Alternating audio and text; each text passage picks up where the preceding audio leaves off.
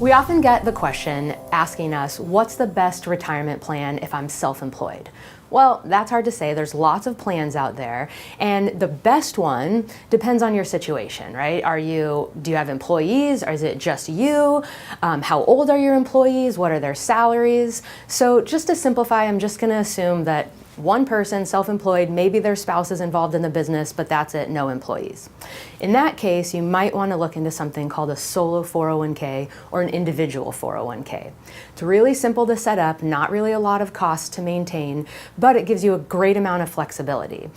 As a self-employed person, you're the employee and the employer. And with a solo 401k, you can make an employee contribution as well as a profit sharing or a matching contribution on behalf of the business, again, because you're also the employer. It's straightforward, like I said, easy to set up, and gives you a pretty large amount of flexibility. If we're talking about larger plans and something that's going to give you an even greater tax benefit, you might want to look into something called a defined benefit plan.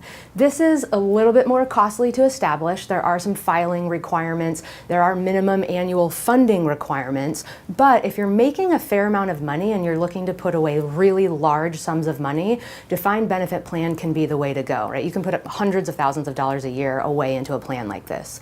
You could also pair that with a solo 401k to give yourself even greater flexibility. So, like I said, while there's not, one end-all be-all plan that's perfect or the right one, it's going to depend on your actual situation. But if you need additional information figuring out what might be appropriate for you, contact us at purefinancial.com.